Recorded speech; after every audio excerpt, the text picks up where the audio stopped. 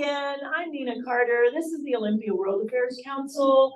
And for our guest tonight is Dean LaRue. He is from the University of Washington, Jackson School, International Studies. Dean is a local person. He grew up on Capitol Hill in Seattle. And then he went off to the Foreign Service. And he came back to the University of Washington, or vice versa.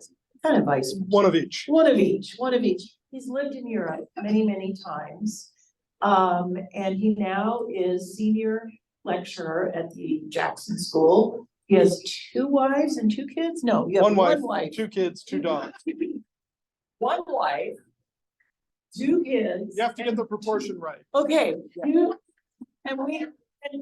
He's a very excellent speaker because we just had dinner with him. He was fascinating just at dinner. So please welcome Dean LaRue. Thank you.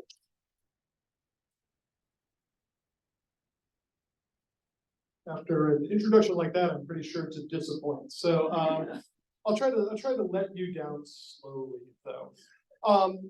Anyway, I'm here, broadly speaking, representing the University of Washington's Center for West European Studies and our Jean Monnet European Union Center of Excellence. When I worked for the US government, my job was in public diplomacy, teaching Europeans about why Americans are the way we are, which is kind of a difficult task. And so now I work for the European Union, or at least on a European Union grant, teaching Americans about Europeans and why Europeans are the way they are. And so that's part of what I'm here to do today. Although we're kind of straddling the conversation, a little bit of America, a little bit of Europe, and hopefully we'll get to cover a little bit of everything along the way. This slide you've already seen, it's very blue. I'm here to bring you the finest in blue flag artwork. Okay, that's it. No, okay. So here's the topic for tonight. Defending Europe. Through the entire post-World War II era, the question of how do we defend Europe? And in particular, how do we defend what we thought of during the Cold War as Western Europe from the Soviet Union? It's kind of odd that in 2023, we're still having a little bit of the same conversation about what happens when the Russians get frisky and start eyeballing territories around them. But here we are. So I'm going to try not to have this be too much of a history lecture, but we maybe need a little bit of background to get to where we are today and talk about the problems where we're facing today and the question of whose job is it to defend Europe? Who gets to decide priorities? Who's really running the show here? Is anyone running the show here? Hopefully somebody is.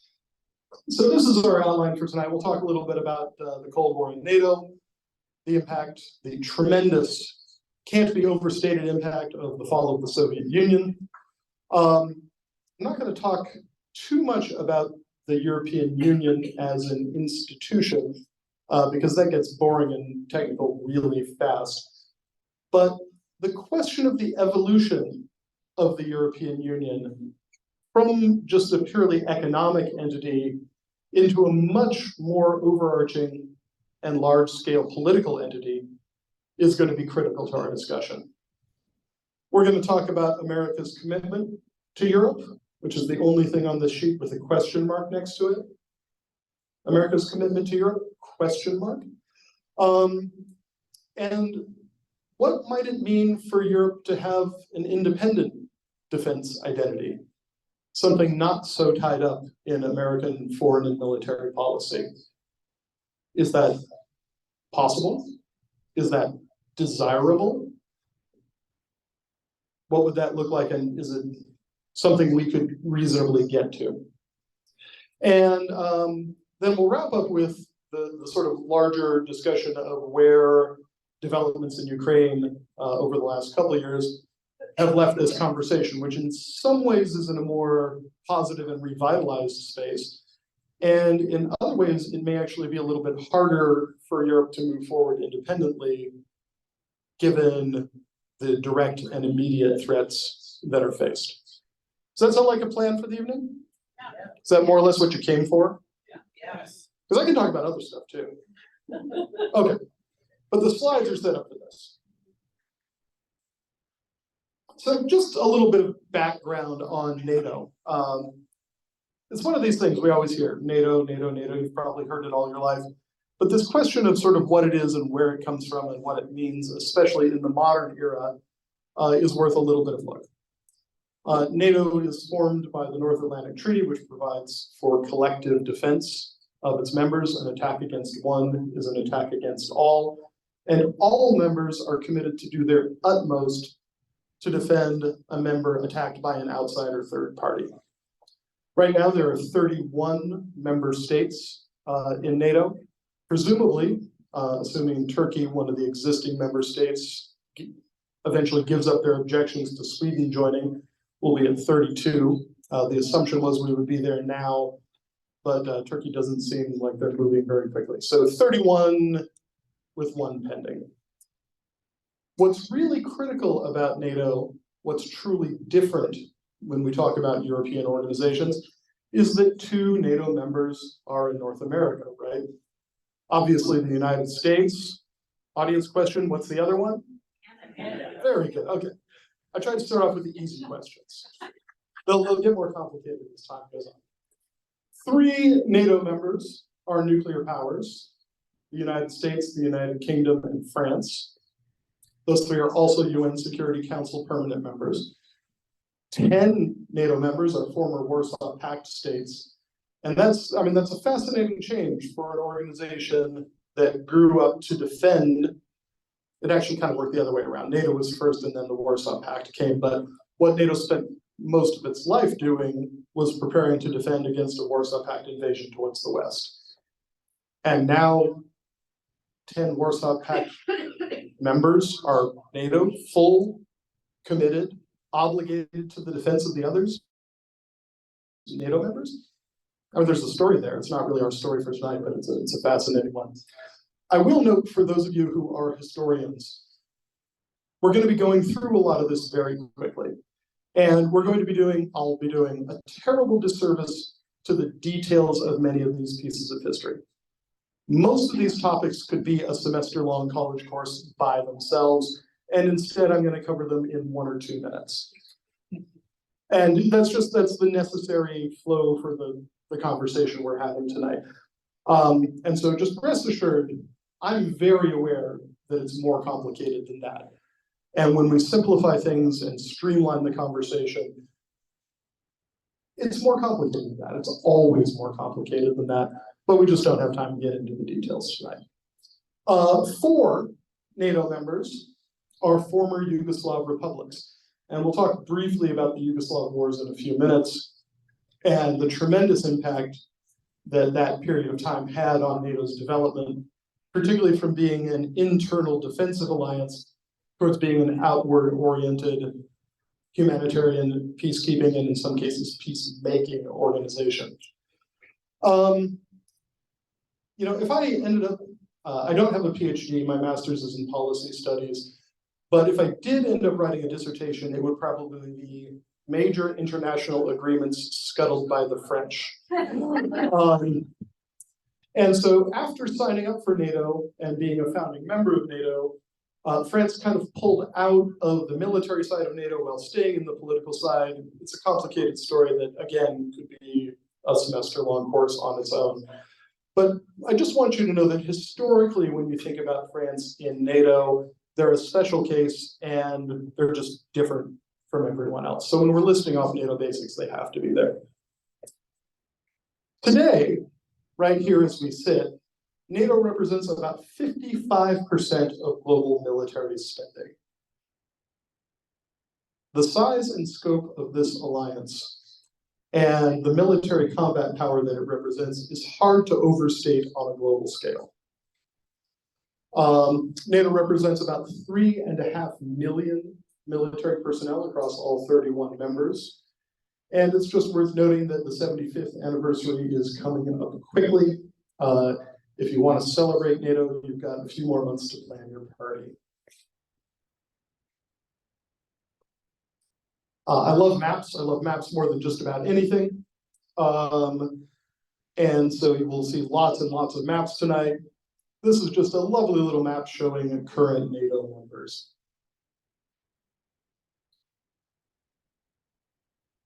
So we're going to start this portion of the talk by going back to the nice, happy days of the Cold War, where millions of military members with the most lethal weapons imaginable stood poised face to face with NATO and the Warsaw Pact, ready to fight over the fate of Western Europe.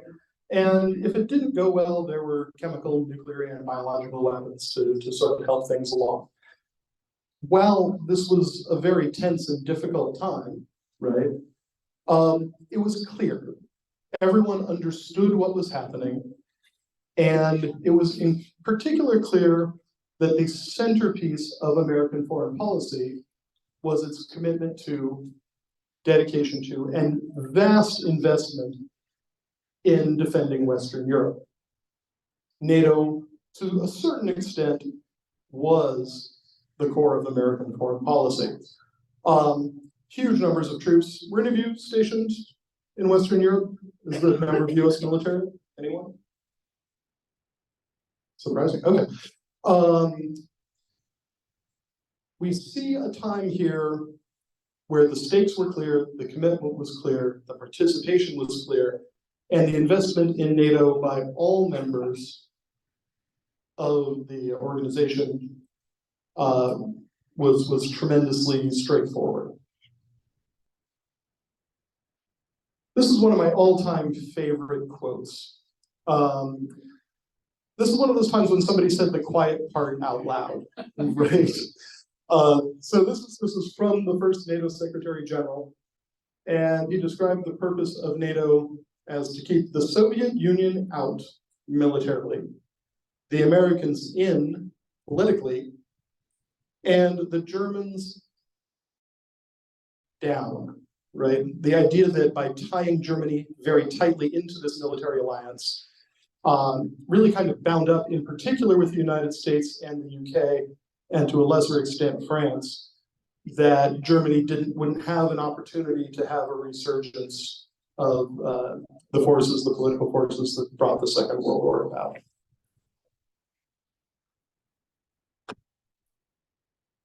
So this map is just the evolution of NATO with lovely color codes. Darker colors are earlier members. This should look pretty familiar to you.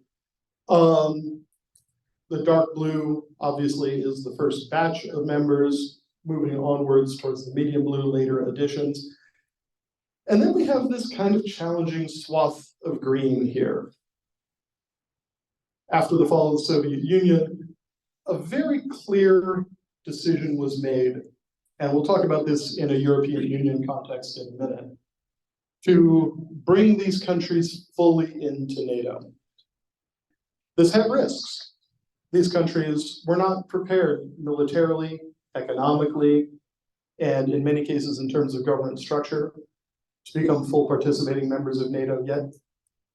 In the same way, when the European Union decided to bring this whole swath of countries in, mostly in 2004, they weren't economically ready to be part of the EU fully yet. In both cases, this decision was essentially done as a neighborhood stabilization project.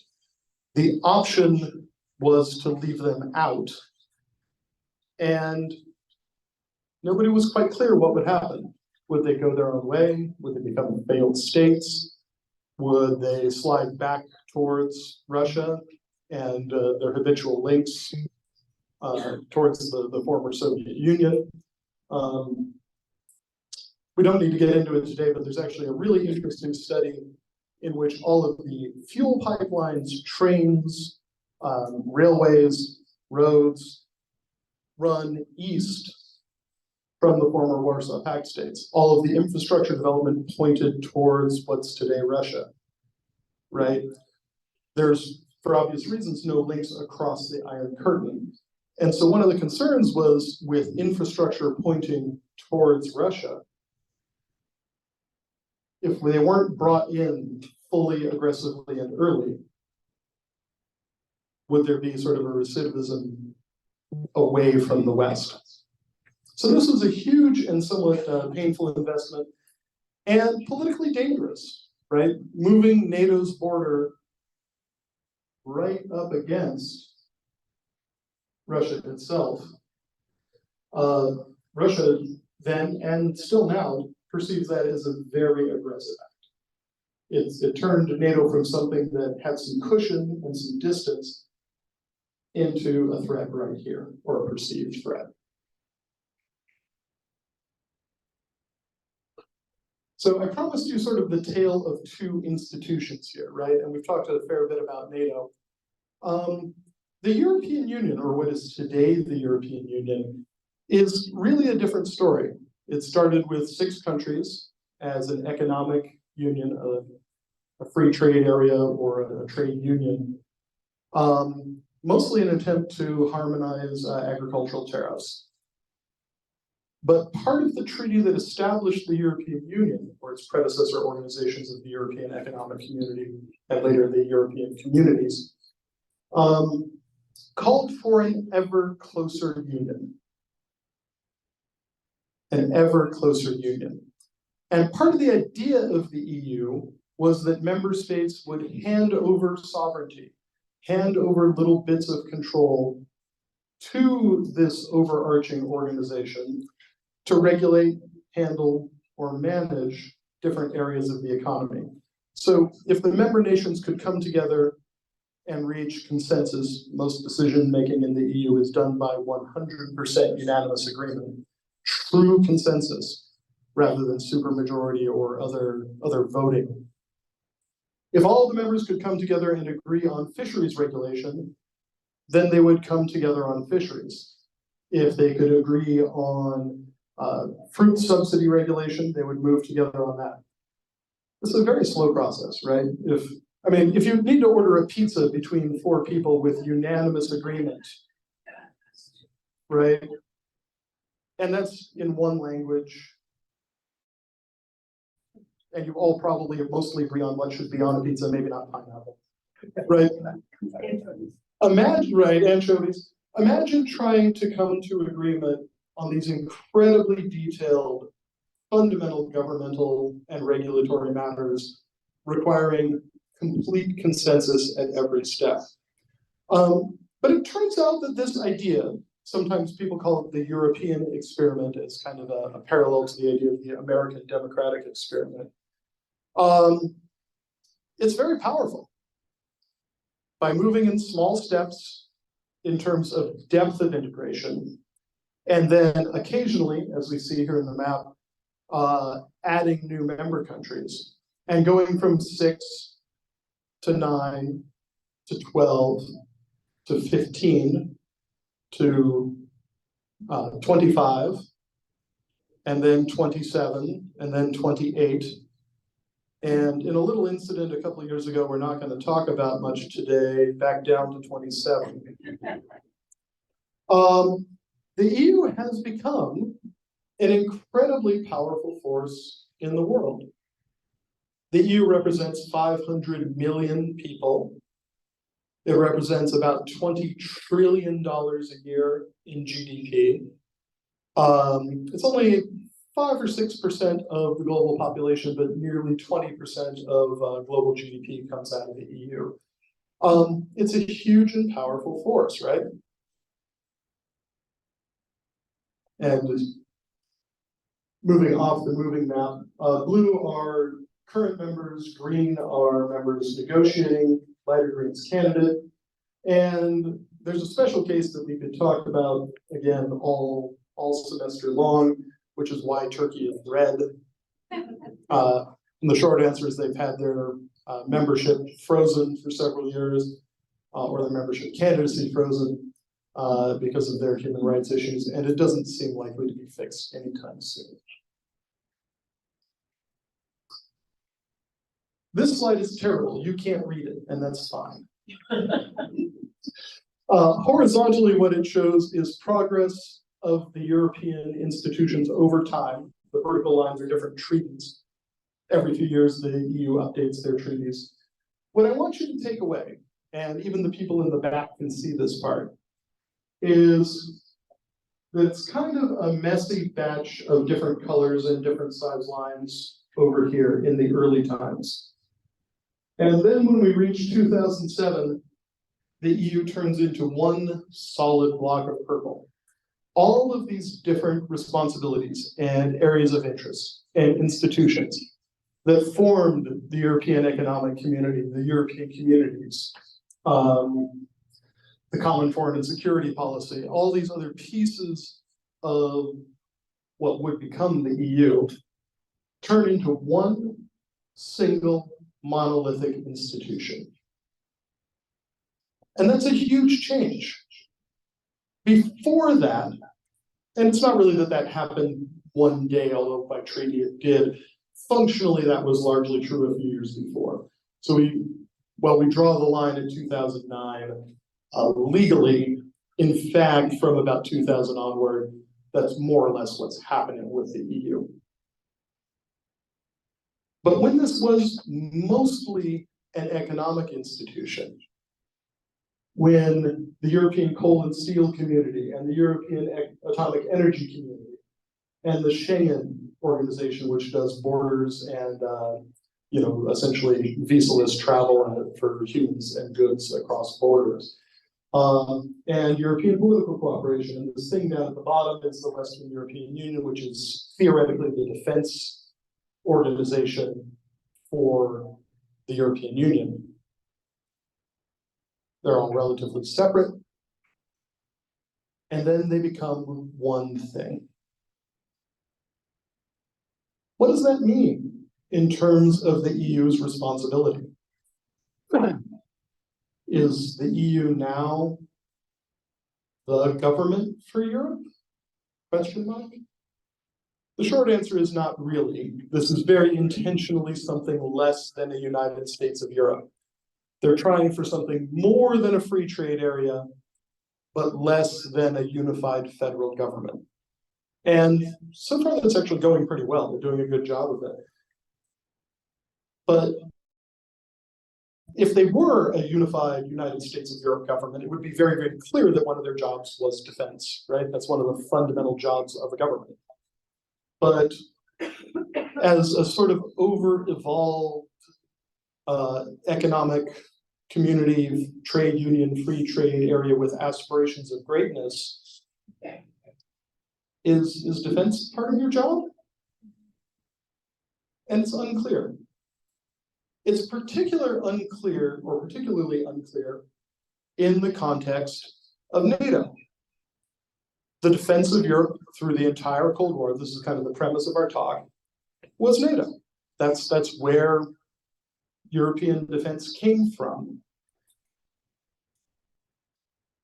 How do you compete with or replace or really do anything when your next door neighbor is the most successful military alliance in history? How do you begin to develop a European-driven security policy, defense policy, what is now sometimes called a strategic autonomy? And there's no good answer. But a reasonable person would say, well, NATO's an alliance, right? We're all participants, we're all in this together. And there's some truth in that. Let's talk a little bit about the US and NATO. It is very difficult to overstate how completely NATO is a US-driven institution. US represents 70% of NATO's defense spending. You can make an argument that not all of that goes to Europe, but a substantial portion does, and much more can be swung to Europe in times of war or conflict. The one I really like is there have been 20 Supreme Allied Commanders of Europe in the history of NATO. That's the highest military position, the general commanding all NATO forces, general or admiral. And of those 20 have been American. There has never been a non-American top military position holder. When you look at the deputy SACEUR, the number 2 position, it's a little more even, but it actually becomes, I think, more revealing about the operation of NATO as an alliance. Of those, 23 have been British, and the remaining 8 were German. So if you look at the fundamental running of NATO as an American activity, with the British as their deputies, and a little bit of help from the Germans when they feel like they need to sweeten them up a little bit, you actually have a pretty good representation of how NATO functions, right? I really believe that things kind of hold the character of where they began. Microsoft Word is a word processor, right? It's a pretty good word processor. What happens if you try to drop a graphic into the middle of your Word document? It goes kablooey, right? Everything goes sideways, all your text starts going around. NATO is a direct outgrowth of the Anglo-American military alliance that was at the core of winning World War II. And that nature, still today, I would argue, defines a lot of what NATO is about. The most common number given for America's dominance in NATO's combat power is 70%. There's lots of ways to calculate that. I don't think there's a hard number that you could point to. But even if you start with the 70% number, in terms of real, effective, deployable military capability, just about everything that NATO does runs through US assets at some point. Whether it's targeting centers, whether it's American intelligence and signals collection capabilities, whether it's, the military loves the term kill chains, where you process data from detecting a target through shooting something at it, figuring out whether you actually destroyed it, whether you need to re-engage. If you take out the American element, you're left with some countries that have pretty good equipment, but their ability to utilize it in NATO style, which is really American style, network-centric warfare, essentially goes away. And that gets even worse when you start talking about operating outside the home countries of NATO, deploying overseas. Really, strategic airlift, if you want to talk about the fundamental element of American global power, strategic airlift, which, by the way, just runs pretty heavily out of Joint Base Lewis McChord up the road here, right? We think about the fighter planes and the aircraft carriers, but really one of the true fundamental building blocks of American strategic dominance is the C-17 and C-5 cargo plane, and our ability to move, to pick up entire tanks and fly them halfway around the world to sustain things far. I want to be sure I understand your first bullet. Does that mean that when NATO spends on hardware, aircraft, that sort of thing, 70% of its defense spending goes to United States sellers? Other way around, it's that of all money spent on defense by NATO members, 70% of that is spent by the US. So NATO is actually a fairly thin organization. It's kind of an organizational framework into which tools, people, weapons, sensor networks bought by the member states are then integrated. So it's an integrating entity.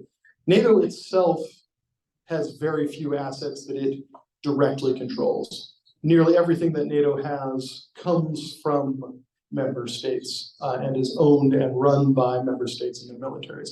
NATO has a few AWACS airplanes, radar planes of their own. They have a few cargo planes. They have some command centers. But just about everything else is provided by nations.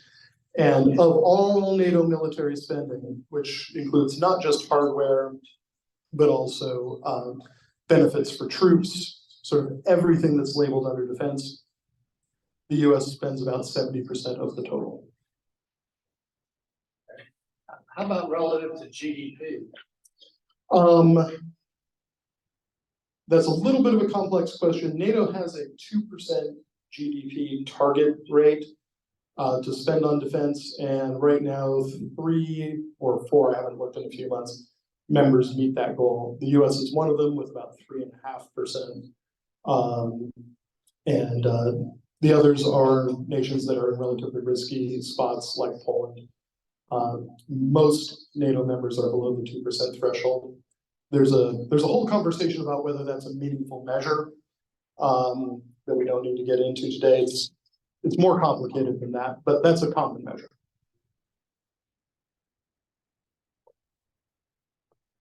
So where does this leave us? If NATO is responsible for the defense of Europe, and NATO is a profoundly US-driven entity, where does that leave the Europeans in terms of driving forward some strategic autonomy, responsibility for their own defense? What happens if the US isn't a fully engaged partner? Where does that leave Europe in general and the EU in particular? I mean, these are tough questions. If you're looking for sort of inspiration and feel good, I can't help much here. My students sometimes say, are all of your exercises really depressing and frightening? I'm like, yes. Yes, mostly we're doing an excellent simulation of reality here.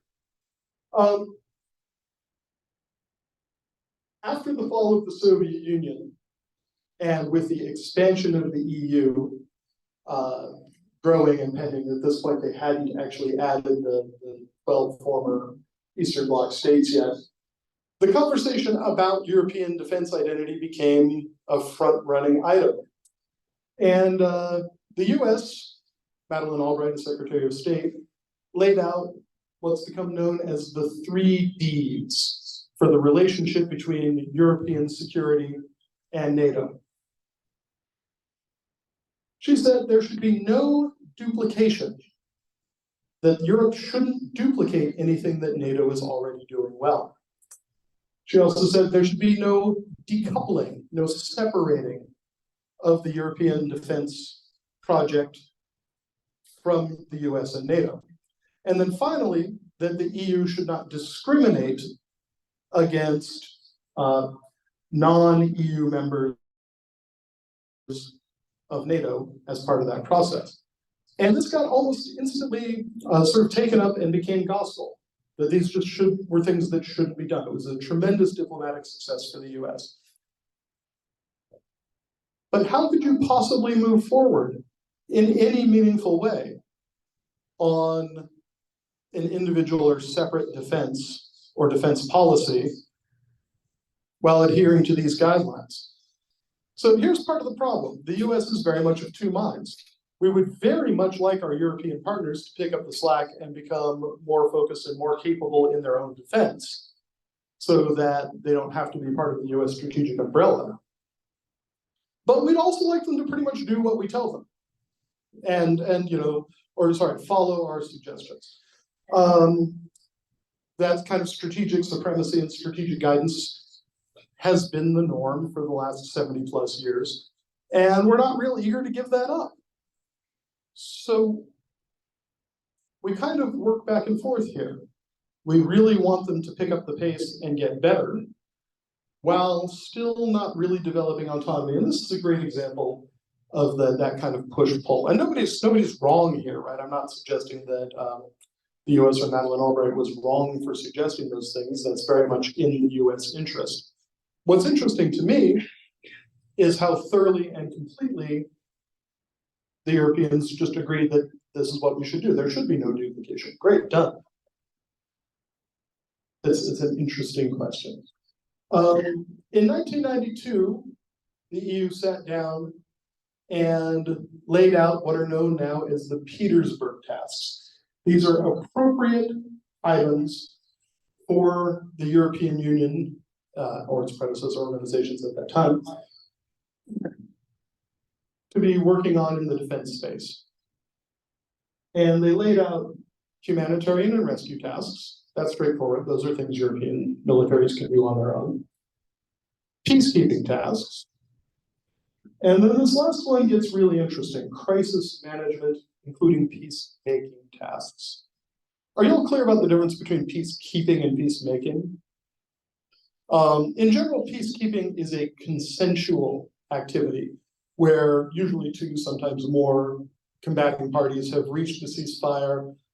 And rather than sort of sharing a border where they're rubbing up against each other, you'll put peacekeepers down in between them so that there's not a lot of inclination to shoot at each other through the peacemaking body. Peacemaking, by contrast, is a non-consent-based activity. You don't have permission to be there, and whether you're dropping troops in or just dropping bombs on facilities, a lot of this was done during the Yugoslav wars, various phases of the Yugoslav wars. And it's a much more aggressive approach. You see a hand in the back? Yes, I'm sorry. They task now those were functionality of NATO or the individual countries in your separate. So those are the Petersburg tasks are for EU militaries without NATO. Without NATO. Things that EU without NATO.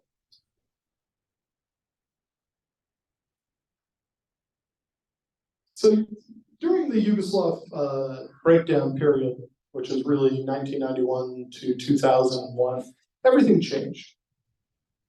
This is the early post-Cold War period, obviously.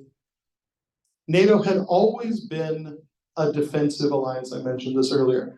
Their intent was that they operated on their own territory or maybe on the territory of a third party that attacking NATO. But I think we have to just sort of take a moment and look at where was NATO without the Soviet Union, without the Warsaw Pact? Did they have a mission anymore? This is the most successful military alliance in history. They won their battle against the Warsaw Pact, having never fired a shot. But what's next? Without the looming threat of invasion from the east, did NATO have anything to do?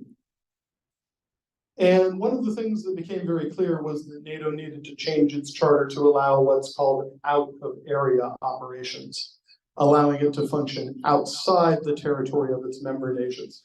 And one of the topics that came out of that was that NATO needed to go out of area or out of business, right? And this coincided with the breakdown in Yugoslavia, splitting into 6 separate individual states, although that was contested highly among them how that was going to go down. Serbia in particular trying to hold more of that territory. This was initially seen as a European issue. This is a European security issue. Was this really an American issue? Yugoslavia is a long way from America. It's right next door to Europe.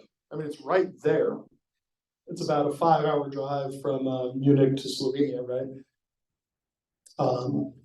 Former Yugoslavia, now in particular Slovenia, shares border with Austria, shares border with Italy.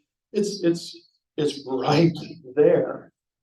And what's going on in these countries over those 10 years is just horrible, right? This is a real war with hundreds of thousands of casualties, ethnic cleansing, eventually UN declared genocide. This is part of the political formation of the European Union. But we've already talked a little bit about the EU as a slow entity.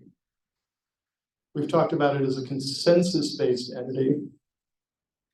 Is this the process you want in a time of crisis? That's not really what this economic entity was built for, is rapid response in a crisis with people dying by the thousands, right? And what ended up happening was that the EU really kind of ended up dithering and not coming up with an effective solution. And NATO ended up stepping in and really becoming the peacemaker in the area. So it's just worth noting that NATO fired its first shots in anger in 1994, which is kind of amazing, enforcing a no-fly zone over Bosnia. And eventually about 60,000 NATO troops ended up getting deployed, mostly into Bosnia for the implementation and stabilization forces. There's further NATO intervention in Kosovo. We don't really get into that too deeply, but this is the point where it becomes clear that European strategic autonomy is going nowhere fast, and NATO is again taking the role of securing Europe. So we're going to roll forward just a little bit. After the end of the Yugoslav period, NATO, defunct isn't the right word, it's always been operating, but fell into a fairly low-key time when, in fact, they didn't have operational war plans. You know, if there was a war, we would send these vehicles and these units with this logistical backup to this location. There were so few active threats that there was nothing to plan against. But as of about 2012, as you know, we all know this piece of history, Russia started acting up, it started invading its neighbors, and NATO became revitalized. In particular, the small countries of the Baltic and Poland up here on the Baltic Sea, they became the most enthusiastic NATO members you've ever seen. They're small. Poland's actually quite big, obviously, but the Baltic states are small, relatively small populations, decent economies for their size. But you just need to look at this picture to see how you might be feeling a little lonely if you're, you know, up here in Latvia, Lithuania, and Estonia, right? It's a lonely spot to be. And they, and along with Poland, have jumped up and said, you know, we just think NATO is the best thing ever. We're huge NATO fans. What can we do to be better members and contributors to NATO? Would you like to come and train in our territories? We'd love to help you with that. You know, we're small, but we're really invested in this NATO thing. You're invested in this NATO thing too, right? And they've actually done a pretty good job, along with the vast overarching threat from the red piece here, of bringing NATO back to the forefront. And you can make a pretty serious argument that the best thing that ever happened to NATO as a military alliance was the invasion of Ukraine. Right now, we sit here today with NATO active, engaged, working together, training together, a relatively high level of American commitment, focus, presence, machinery, personnel. And that's great for NATO. But what about for European strategic autonomy? If you take a look at the US and the US long-term commitment to Europe, you have to have some questions. The US is trending away from large-scale global action. I think that's just an inarguable trend in our politics and preferences. There's a possibility of a administration shift. And last time around, the Trump administration was extremely critical of NATO and actively wondered in front of prime ministers of the Baltic state why anyone would come to defend them. And you know, that's actually a pretty legitimate question. I'm not saying that that's an unreasonable thing to ask. But if you're European, you need to really sort of stop and think about, should we be depending so very, very heavily on US engagement and US participation in our basic defense? US government shutdowns, a default risk, make us a less stable seeming partner. I think from our perspective, we're like, that's largely just a part of the normal, you know, rough and tumble of governance, right? That is, I promise you, that is not how our allies around the world view it. They view it as a potentially existential threat. And it's worth noting that this isn't particularly, you know, a Democratic or Republican thing. The Europeans don't like Obama's pivot towards the Pacific one bit more, right? The idea that the US is sort of moving on from European strategic engagement and focusing now on China and the Pacific is just as scary when the US represents 70% of your combat power. And, again, I'll just reiterate that number. Like if we throw a buffet, or a potluck dinner, and I provide 70% of the dishes, and I've chosen all the food, and it's all a very carefully brought together menu, and then you just show up with whatever you brought, and I said, bring a salad, bring a side, bring a dessert. Whose dinner party is it? Right? It's my dinner party. It's just a true fact. So this question just keeps on coming back up. What should the EU be doing? How should they move forward?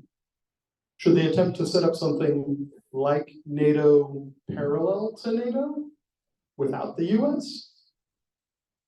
That seems difficult and expensive and very hard in a long-term project. Should they try to figure out how to run NATO without US overarching decision-making? Well, that's not NATO, at least as it exists. It's a very difficult question. I wish I was here to say, hey, there's a great answer. And I think in the long run, kind of what has to happen is the EU needs to build their independent capabilities. But that's not a 5-year project, and that's not a 10-year project, and it's probably not a 20-year project. Reaching a point where the EU and its member states and their associated militaries are really prepared to take on big projects, true strategic autonomy, a true European defense identity, is probably a generational project if you start today and invest heavily and continuously the whole way through. Is that really happening? It's hard to argue that it is. That said, there have been some tremendous changes on the EU side in the last few years. I have been absolutely blown away by the rapidity and intensity of the EU's military response to the Ukraine invasion, which you can, I think, pretty reasonably say the Ukraine situation scared the pants off the Europeans, right? The EU looked at this and saw a true unifying threat right next door in a way that they haven't had since the end of the Cold War.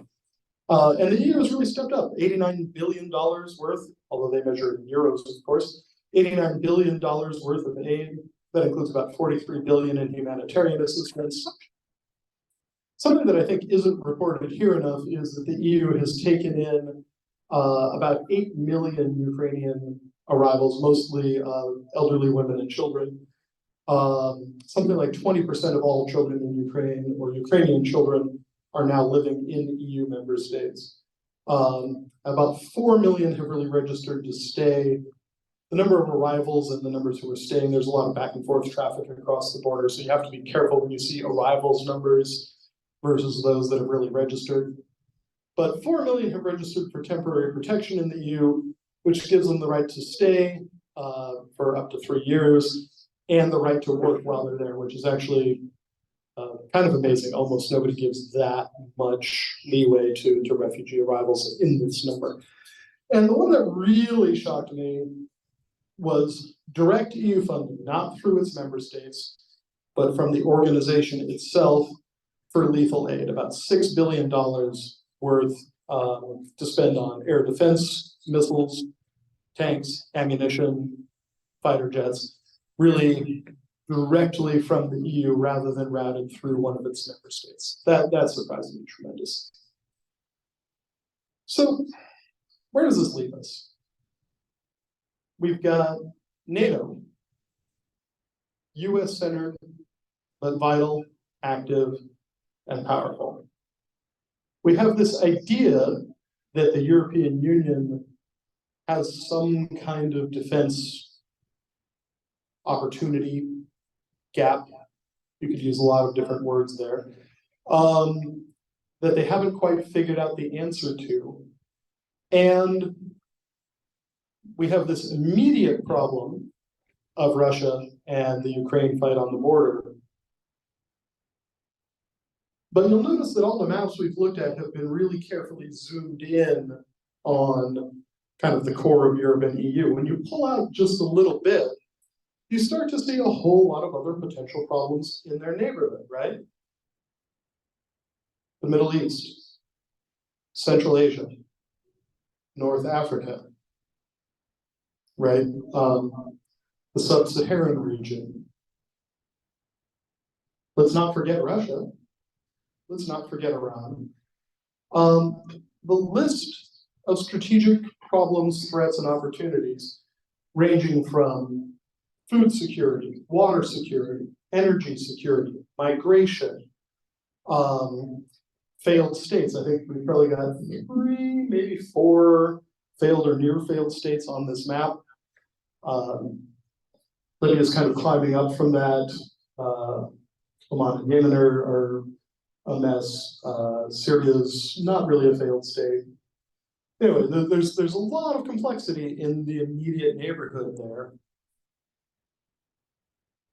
How does the EU get to the point where they're able to address some of these things directly, rather than having to work through NATO every time something comes up? Or should they even try? No great answers here, right? We'll just pull back the view a little bit further with the idea that right now we're kind of living in a tripolar world. There's the US as a major economic and military power. There's China as a major economic and military power. And there's the European Union as a major economic and military power. And you could say reasonably there's 3.5, that Russia's tremendous nuclear arsenal and still powerful, if somewhat less than 2 years ago, military arm remains a meaningful threat for its neighbors. The last thing I'll just leave you with is, as this rotates, notice how big the Pacific Ocean is, right? It's really, we don't think about that enough. And when we think about strategic, long-term, global obligation defense, whether it's China or the United States or the EU, we forget just how big the world is and where these threats, problems, and challenges to strategic autonomy, how big that universe is and how many places they can come from. So that's my cheery thought to wrap us up for tonight.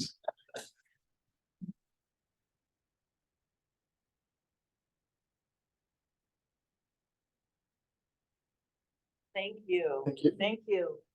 So, are you all now excited about asking questions about what we've learned from Dean LaRue today? The cheerful topic, but I think we might have some questions. Tony, you're first, and then Ken. You talked about the apprehension in Europe, the EU, about what's going on in the United States and that potential influence on the way that Europe is thinking about its own military and defense future. And you said, what, 20 years, maybe more, if they are able to kind of break away from NATO in some sense. What's the kind of political sense or the popular sense of doing that? Or are people still kind of tied to the sense that, yeah, maybe we should do something, but it's going to be NATO from now on, and we really don't want to think about that or invest more heavily in developing our own system? How's that for a simple question? No, that's a good question. So You want to just sort of. I was going to restate, yeah. Okay.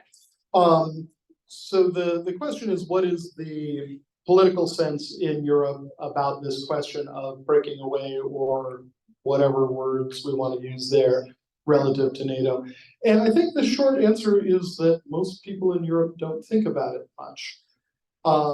An interesting aspect of being part of NATO's strategic umbrella for so long is the idea that it's not really kind of their immediate problem. And most European militaries, Poland's kind of a counterexample, France also, are relatively small, relatively less visible, and just not at the center of kind of the ongoing conversation in the way they are in American life.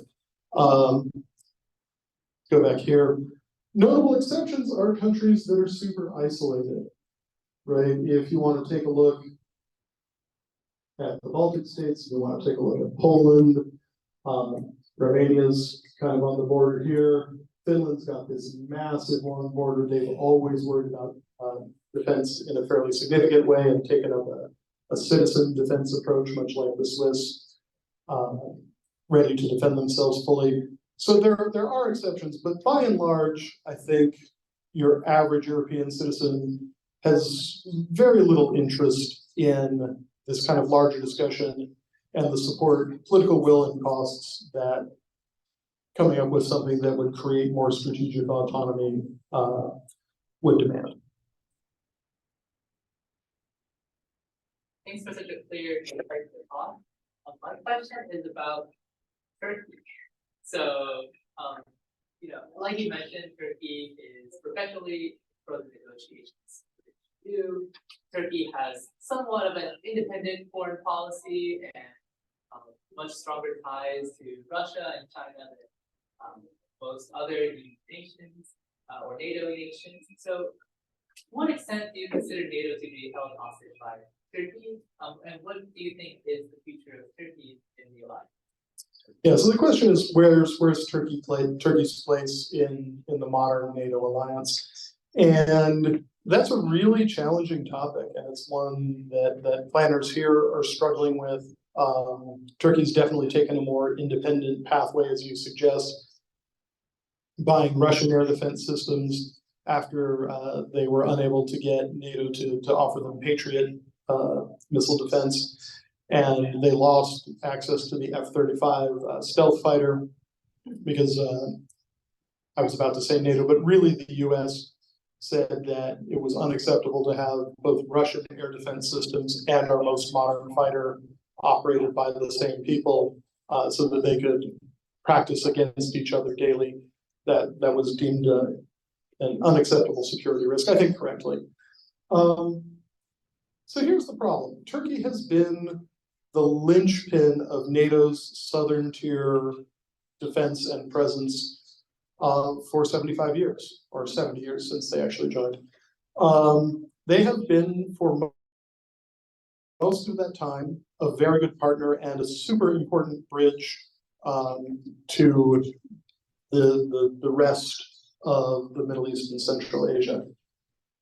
Giving that up and really inflicting sort of painful sanctions or painful political outcomes on Turkey is extraordinarily dangerous, and there's no will to do that.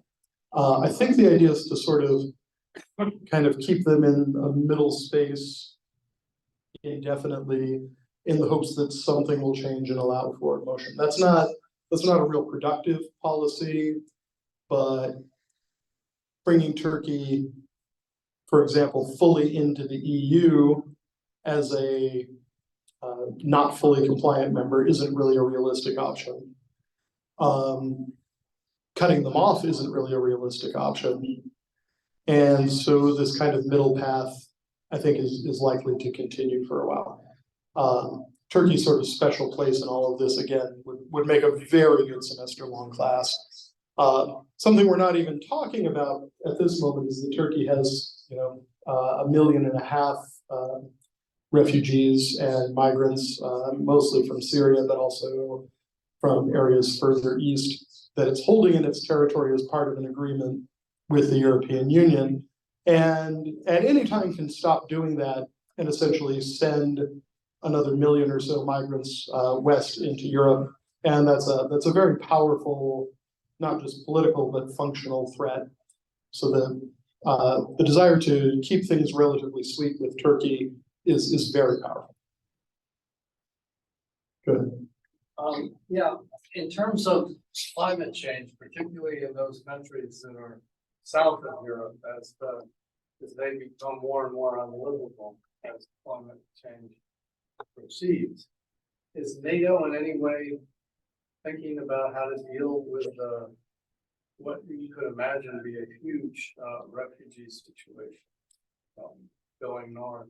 Right, so that's a fascinating underlying topic and kind of breaks out the division between defense in a military sense and security in terms of border control, border management, immigration, migration.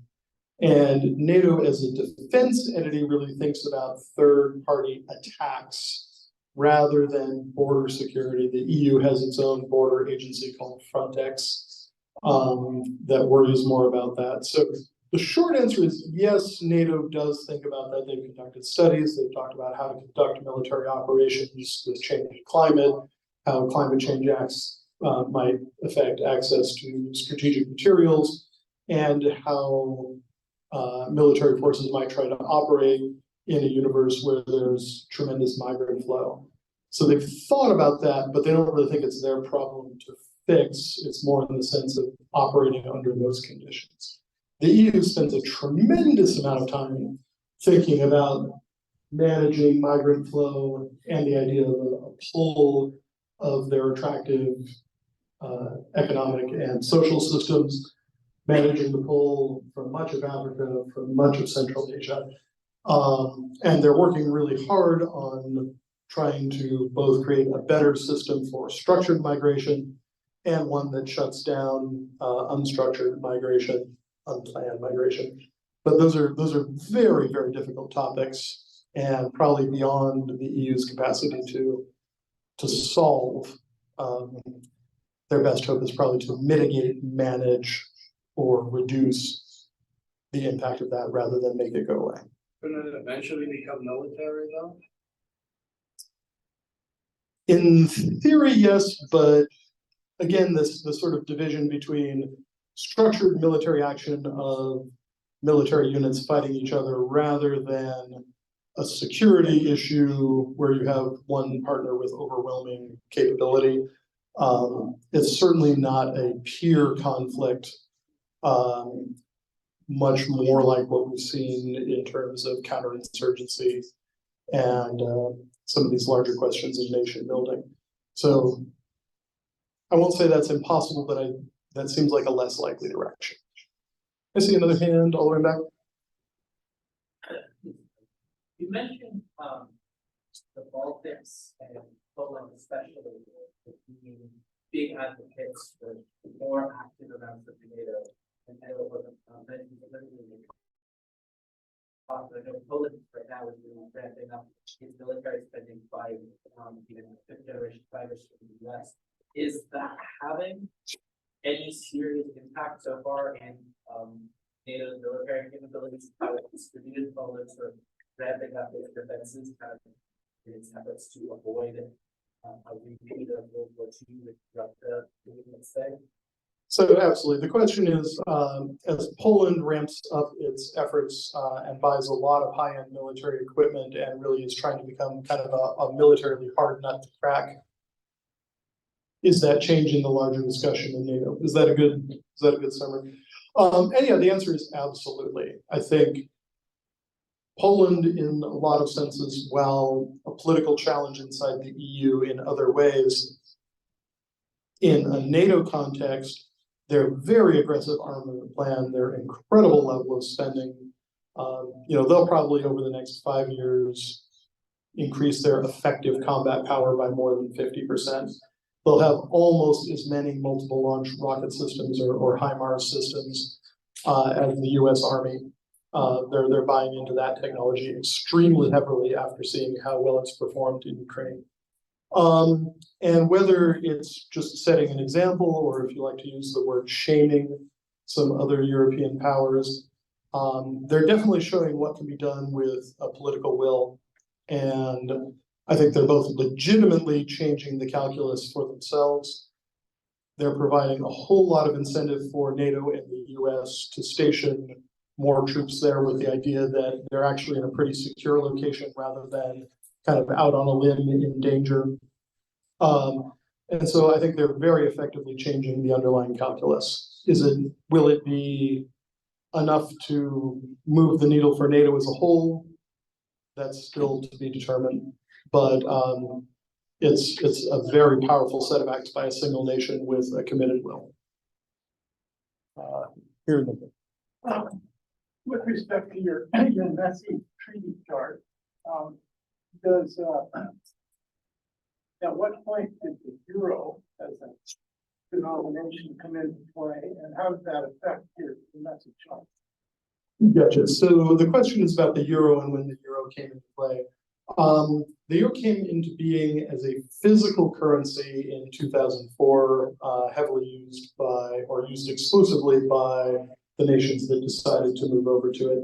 It had been a virtual currency for 4 years before that, electronically traded, but there weren't euro coins that you could hold. You could look, I think, at the euro as a valuable, but in some sense incomplete experiment in integration. The original idea was that EU countries would integrate on a single currency up front, and then also do quite a bit of integration on the back end to unified taxation schemes and kind of government funding, so it was more similar and helping to create the European single market. But the second part never happened. So we kind of have upfront currency integration without back-end integration. And that's one of the ways we ended up with the Greece financial crisis, that Greece was getting loan terms as if they were part of a unified currency that had to be supported at essentially German interest rates.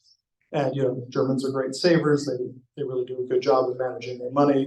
So Germany gets great interest rates. Giving Greece the same interest rates as Germany is just nutty, but that's exactly what happened. So an incomplete process, it's sure convenient relative to changing currency. And I definitely notice when I end up in one of the EU countries that has not yet adopted the euro.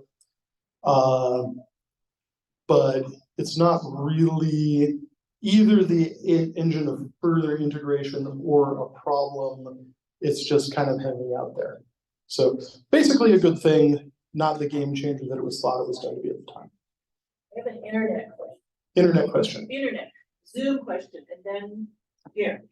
Where do you see the EU support for Ukraine heading in the future? Will it continue at the same level? And will it decrease in the future? Gotcha. So the question is about Ukraine and European Union support for Ukraine. At this point, the Europeans, I think, are really in. The presence and space that the Ukraine battle holds in their lives, again, it's just right there. It's an unmissable part, not necessarily of daily life, but certainly of national life in much of the EU. And I think one of the interesting parts of this is there's a lot of concern that with what's going on in US Congress right now and potential elections next year, that US support may fall off. At which point the Europeans will largely could possibly be in a go it alone situation where they're really trying to support the Ukrainian fight individually. And so far, they seem really bought into that. How long that'll last and how long they'll be willing to shoulder that economic burden remains to be seen. Politically, it gets expensive over time and financially. I was wondering how India fits into all these wonderful activities. They're a big country and they have plenty of people rocking money. 2 out of 3 ain't bad, right? So India's a fascinating piece. You know, I've taught, the main class that I teach is a European Union policy and simulation course. And last year I started teaching also an Indo-European or Indo-Pacific policy and simulation course, in part to sort of hammer on that question a little bit.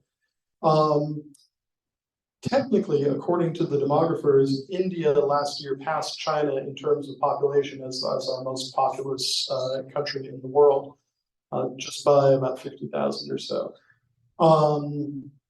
So India's central, a huge part of any conversation you want to have about Africa, Asia, and that whole hemisphere of the world. A vast number of people and their GDP per capita remains, I'll go with shockingly low relative to their total population. So they're certainly a growing player, and they operate aircraft carriers. Their military is significant and powerful, but they have not yet established themselves as beyond a regional economic and military power, as China has done economically and is certainly threatening to do militarily. So I have one comment and then a question. The comment that was raised earlier about climate change and what will Europe be doing next month, November, here, we'll have a presentation from Steve Naiba from the Evergreen State College, and about 4 of his students that went to Morocco in April this year, studying exactly this question about migration, climate change, and the policies that they were looking at in Europe. So just as a heads up. And then my last question was, what about Israel and Palestine and the European Union? We haven't mentioned that tonight. What's your perspective there? Gotcha. It's been kind of challenging to watch this evolve. Obviously, it's a huge question. It's a huge security question. It's a huge humanitarian question. And for the first few days, the EU as a whole maintained actually a relative quiet over the topic. The focus, I think, really was on working on getting the citizens of their respective nations evacuated and what that was going to take. They've stepped up with kind of a soft mix of support for Israel's right to defend itself and a real caution about Israel going too far. We just saw comments yesterday from a senior official suggesting that the EU is united on this topic after a whole bunch of discussion came out that there were significant differences of opinion among heads of government and foreign ministers about what the EU should be doing. I think division is almost certainly the real answer. This question of what's the right pathway to take, how much to back either side, whether it's just sending a perhaps we should look at turning down this situation and work on some nation building, because that's a very EU thing to go and do. The short answer, and this is one of the challenges for the EU as a collection of member states, is that in terms of individual reactions, many member states are kind of taking their own pathway and they're working on getting their own citizens out rather than anyone with an EU passport, because that's kind of what they know how to do. And so I think we could look at this as another place where so far the EU hasn't really managed to pull together a coherent unit collective response and is struggling a little, but it's still very early days. Yeah, and NATO also just wait. Right, I mean, this is part of the NATO as a defensive alliance with some peacekeeping and peacemaking. As far as I'm aware, there's been no discussion of NATO intervention. This isn't really the kind of thing they do, certainly at this point. I think if I back the question out a little more deeply, this is a place where the US administration has taken an approach that I think is actually pretty interesting diplomatically, where they've said, Israel, we are 100% behind you. We're here for you. Here's a couple planefuls of weapons. We're your best friend. We're on your side. We stand with you. And then from that point of view, by the way, we think maybe you need to really be smart about this and be careful and not take this too far to where we can't be your best friend anymore. And that's, it's really dangerous to think about international relations in terms of personal relationships, but sometimes that's a more familiar metaphor. That's actually a pretty powerful place, right? When someone comes up and says, I am completely with you, I am here for you, whatever you need. and maybe you really need to think about what you're doing.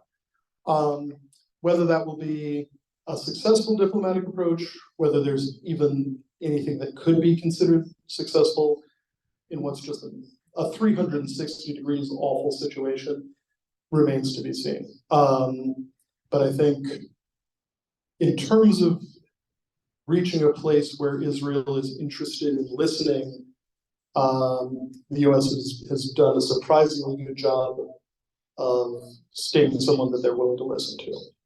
Is that the most important thing? TBD. Any other questions? Yes. If, and unfortunately, we have a change of administration coming up. And the isolationists decide to get out of NATO, as they've talked about in the past. What would we actually do to get out of NATO? How would we get out of NATO? We're so inclined. Yeah, so I mean, the technical process of leaving most treaties is pretty straightforward, in which you simply a country simply deposits its intent to separate with whoever manages the treaty, in this case, NATO. Technically, it's not particularly difficult. Operationally, it's too complex to think about. I don't think anyone has a real answer for what that would end up looking like. And I'm not saying it couldn't happen, but that would be beyond aggressive. And I don't think most countries or people are worrying about that up front. I think it's one of those things that's a better talking point than it is an action. Now, things like pulling back troops that are based in Europe, not showing up for exercises, not paying for commitments, those actually seem fairly likely and are structurally worrisome. Yeah, that would be a meltdown option. And as Dean has said, it's all very complicated, and you can take his class at the University of Washington if you want to drive up there. Or maybe we'll just have him come back and tell us more next year. So thank you again. Thank you.